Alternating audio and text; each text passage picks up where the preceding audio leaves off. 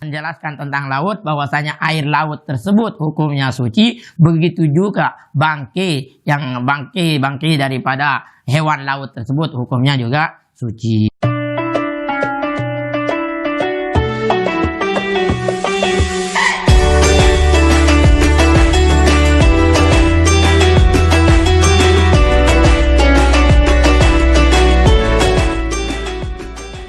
Assalamualaikum warahmatullahi wabarakatuh. Alhamdulillah wassalatu wassalamu ala Rasulillah wa ala alihi wa sahbihi wa man walah.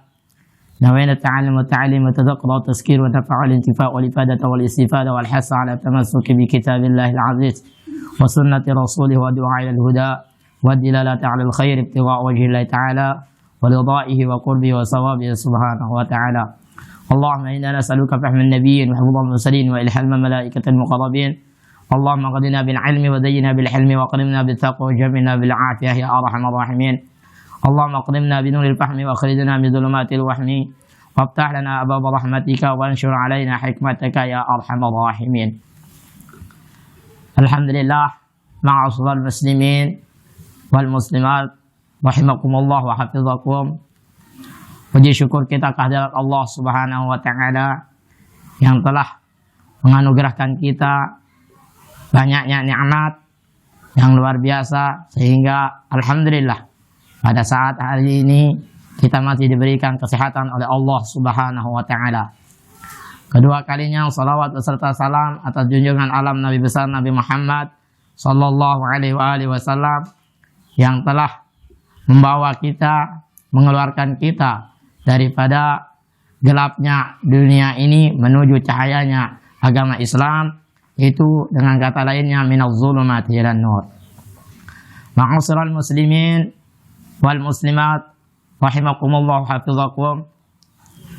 Jadi pada kajian kali ini kita akan membahas daripada kitab yang luar biasa, yaitu kitab Bulughul Maram yang dikarang oleh salah satu ulama salafun saleh kita, yaitu Al-Imam Al-Alim Al-Allamah Ibnu Hajar Al-Haytami, di mana di dalam kitab ini menjelaskan daripada dalil-dalil hukum syariat, terutama daripada ilmu fikih.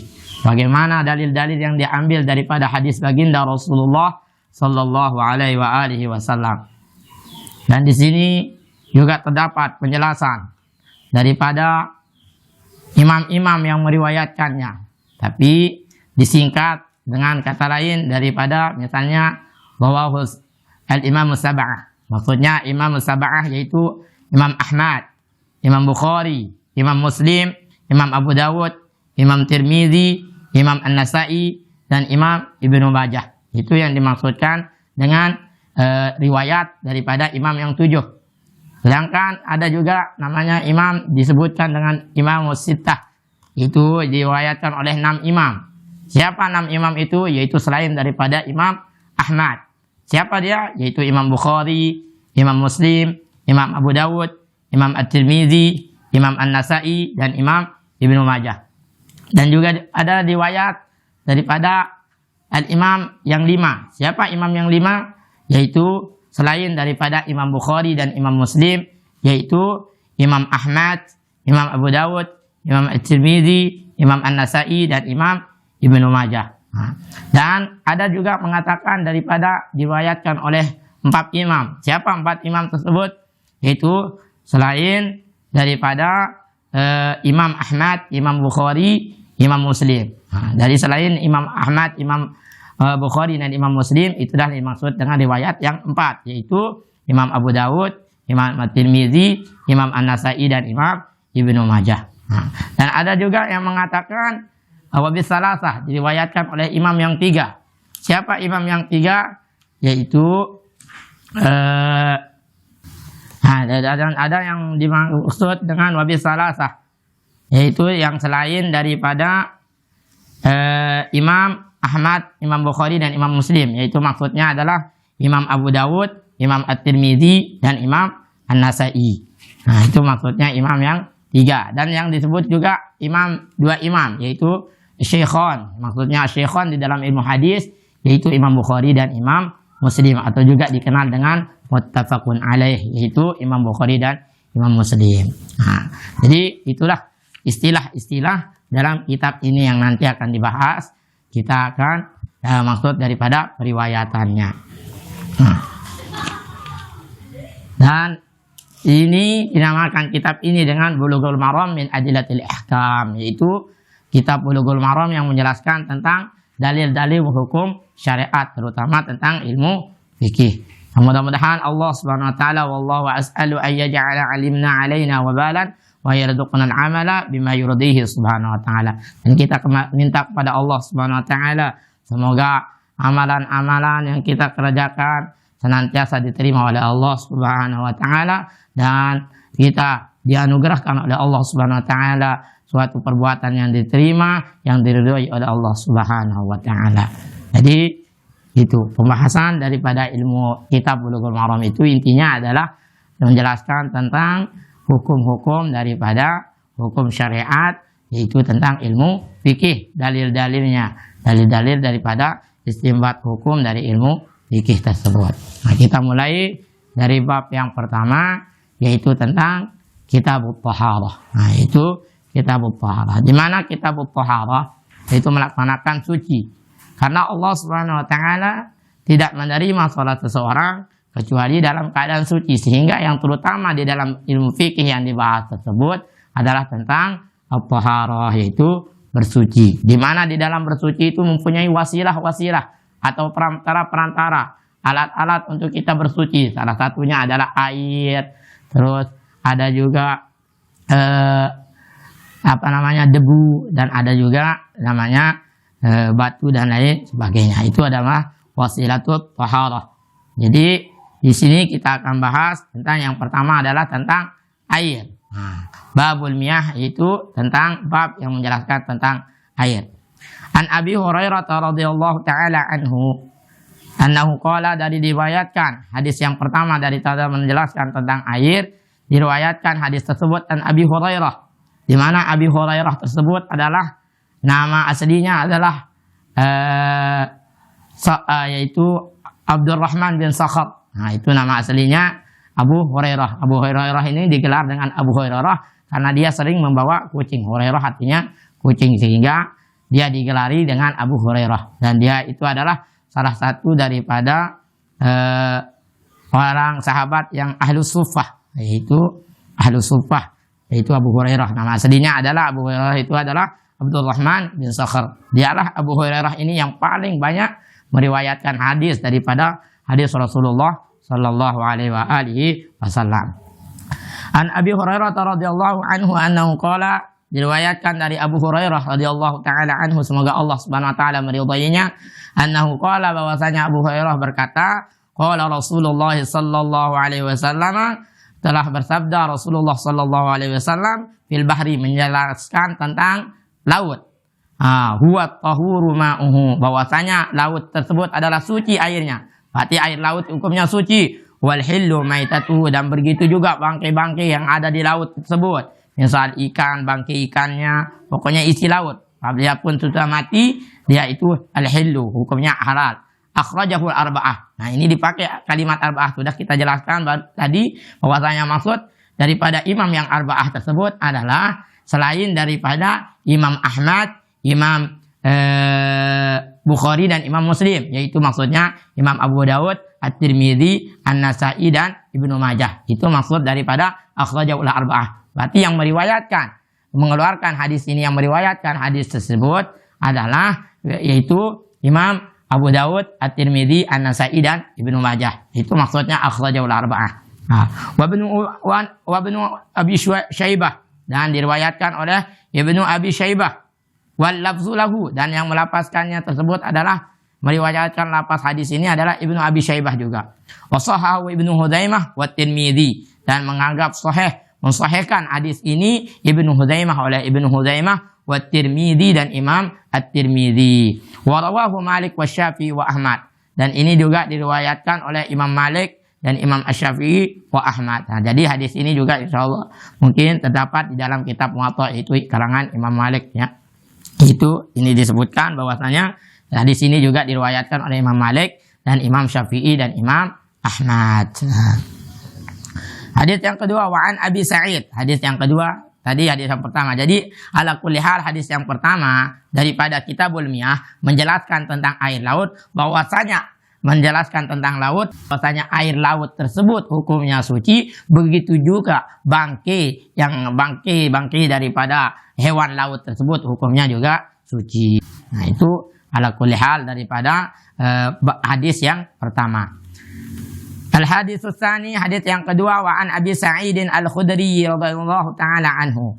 Nah, hadis yang kedua ini diriwayatkan dari Abi Sa'id Al-Khudri radhiyallahu anhu, semoga Allah meridainya, annahu qala, bahwasanya Abu Sa'id Al-Khudri berkata, qala Rasulullah sallallahu alaihi wasallam, bahwasanya Rasulullah sallallahu alaihi wasallam bersabda, innal ma'a tahurun la yunajjisuhu syai'un. Nah, innal ma'a, sesungguhnya air, tahurun hukumnya suci, la yunajjisuhu syai'un, tidak menajiskan akan air tersebut syai'un oleh sesuatu. Akhrajahu tsalatsah. Nah, ini diriwayatkan oleh imam yang tiga. Siapa imam yang tiga? Yaitu imam yang tiga maksudnya sudah kita jelaskan tadi, yaitu Imam Abu Dawud, At-Tirmidzi dan An-Nasa'i. Itu maksud dari imam akhrajahu tsalatsah.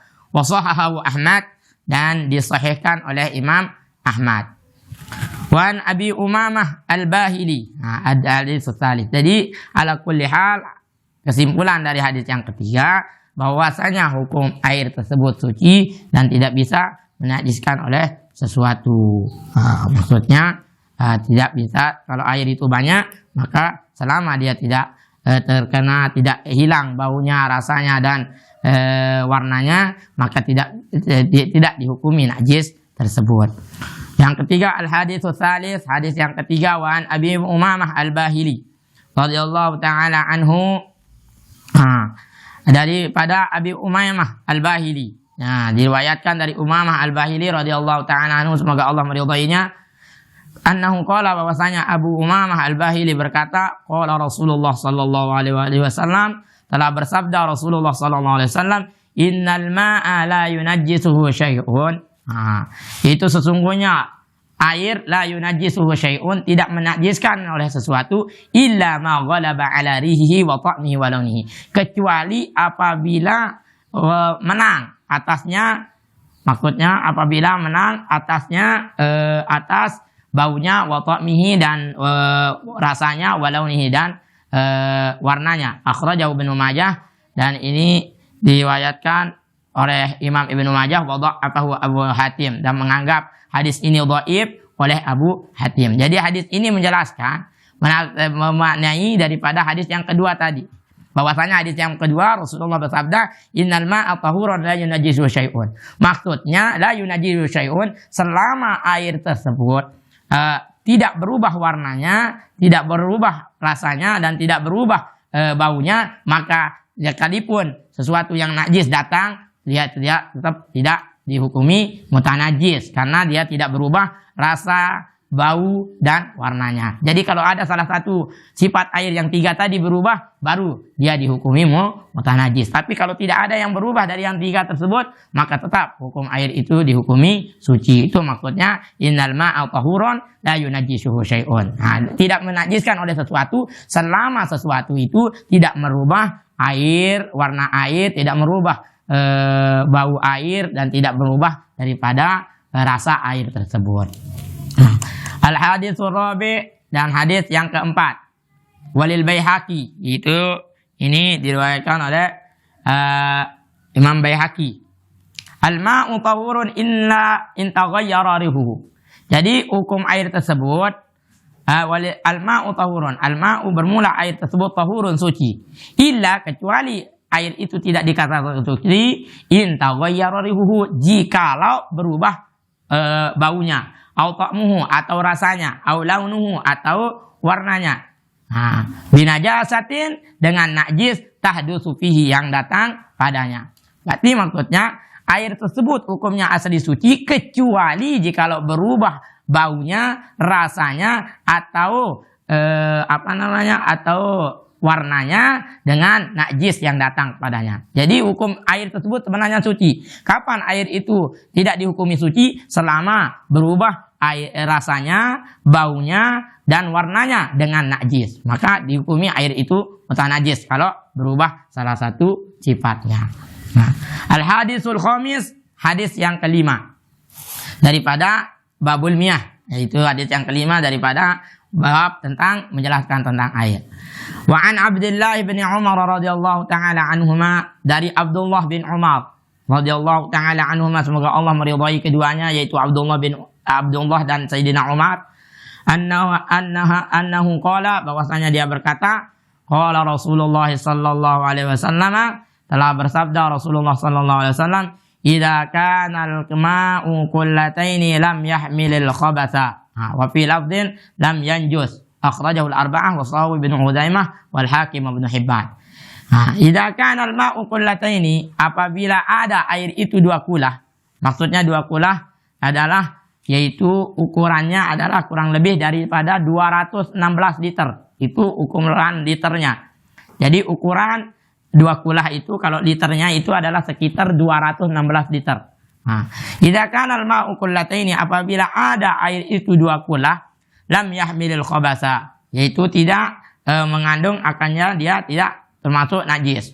Wa fi lafzin, pada suatu lafaz lam yanjus, bukan pakai lam yahmil, akan tetapi maksudnya lam yanjus. Jadi al-kulahal maksudnya apabila air itu dua kulah, maka dia tidak akan terkena najis. Maka dia tidak dihukumi najis apabila dikena oleh barang yang najis. Maka air itu tidak mutanajis apabila air dua kulah, syaratnya tapi tidak berubah warnanya, baunya, dan rasanya. Jadi itu. Jadi air yang dua kulah apabila terkena najis, dia tidak berubah warnanya, baunya, dan rasanya, maka hukum air tersebut tetap suci. Tapi kalau berubah salah satu daripada sifat yang tiga tadi, yaitu warnanya, baunya, dan rasanya, maka hukumnya jadi mutanajis. Itu maksudnya bahwasanya air yang dua kulah tidak dikatakan najis selama tidak berubah warnanya, baunya, dan rasanya. Itu. Akhrajahul arba'ah, diriwayatkan oleh imam yang empat, yaitu imam empat, yaitu Imam Abu Dawud, At-Tirmidzi, An-Nasai, dan Ibnu Majah. Itu maksud imam yang empat. Al-Sahahu Ibnu Huzaimah, dan ini menganggap sahih hadis yang kelima ini oleh Imam Ibnu Huzaimah wal Hakim, dan Imam Hakim, Ibnu Hibban, dan Imam Ibnu Hibban. Wan Abi Hurairah radhiyallahu taala anhu, dan daripada hadis yang keenam, al-hadisus sadis, hadis yang keenam, wan Abi Hurairah radhiyallahu taala anhu, dan daripada Abu Hurairah radhiyallahu anhu, semoga Allah meridainya, annahu qala, bahwasanya Abu Hurairah berkata, qala Rasulullah sallallahu alaihi wasallam, telah berkata Rasulullah sallallahu alaihi wasallam, la yaghtasil ahadukum fil ma'id daim wa huwa junubun. La yaghtasil, tidaklah yaghtasil, janganlah mandi, ahadukum, salah seorang kalian, fil ma'id daim, pada air yang tergenang, wa huwa junubun, dan dia itu maksudnya mandinya adalah wa huwa junubun, dalam keadaan junub. Akhrajahu Muslim.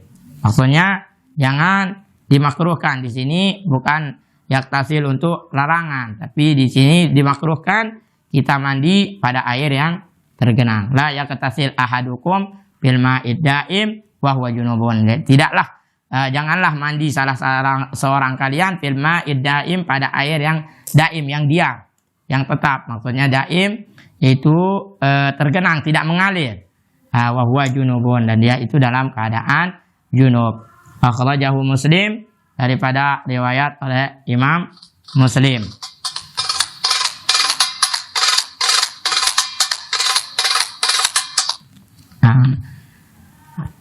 La yaktasil ahadukum fil ma'id daim. Janganlah mandi ahadukum, salah orang kalian, fil ma'id daim, pada air yang daim, yang tetap. Maksudnya yang tetap yaitu diam. Wa huwa junubun, dan dia keadaan junub. Maksudnya jangan mandi junub pada air yang diam. Akhrajahu Muslim, hadis ini diriwayatkan oleh Imam Muslim. Walil Bukhari, dan sedangkan riwayat Imam Bukhari, la yabulanna ahadukum fil ma'id daim alladzi la yajri. Janganlah kalian, janganlah la yabulanna ahadukum, janganlah kencing ahadukum salah seorang kalian fil ma'id daim pada air yang tergenang alladzi la yajri. Apa maksudnya ad-daim? Dijelaskan alladzi la yajri, yaitu yang tidak mengalir. Summa yaghtasilu fihi, kemudian dia mandi padanya. Maksudnya jadi riwayat Imam Bukhari, kalau Imam Muslim tadi riwayatnya la yaghtasil ahadukum fil ma'id daim. Sedangkan menurut riwayat daripada Imam Bukhari, maksudnya janganlah salah seorang kalian kencing di air yang tergenang, kemudian setelah kencing di air yang tergenang tersebut kita mandi di air tersebut. Itu maksudnya. Menurut Imam daripada riwayat Imam Bukhari. Wali Muslim minhu, dan diriwayatkan juga dari Imam Muslim daripadanya, wali Abi Dawud, dan menurut Imam Abu Dawud, wala yaqdasil fihi minal janabati, janganlah mandi fihi padanya minal janabati, daripada janabah. Maksudnya larangan kita ketika kita ada air yang tergenang terus kita membuang kencing di sana, kemudian kita mandi junub di sana, itu larangannya luar biasa. Ini maksud larangannya. Jadi wali Abi Dawud, jadi jangan kita mandi pada air yang tempat kita air yang tergenang tersebut, kita kada hajat di sana, dan begitu juga kita mandi janabah di sana. Itu riwayat daripada Imam Muslim juga dan Imam Bukhari. Wa an rajulin sahiban Nabi sallallahu alaihi wasallam, daripada seseorang laki-laki sahiban Nabi sallallahu alaihi wasallam, wallahu a'lam bishawab. Itu hadis yang ke-9. Besok kita lanjutkan. Alhamdulillah. Jadi ala kulli hal, hadis yang sudah kita bahas menjelaskan tentang air-air. Jadi air, itulah kenapa air ini sangat penting. Kita harus menteliti air yang pakai kita bersuci agar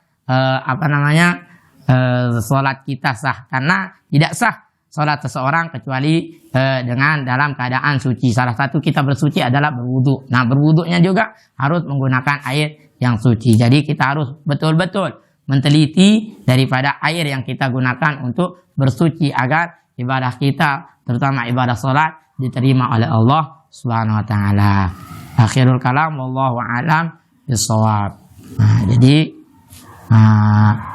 ala kulli hal, itu yang dapat saya sampaikan.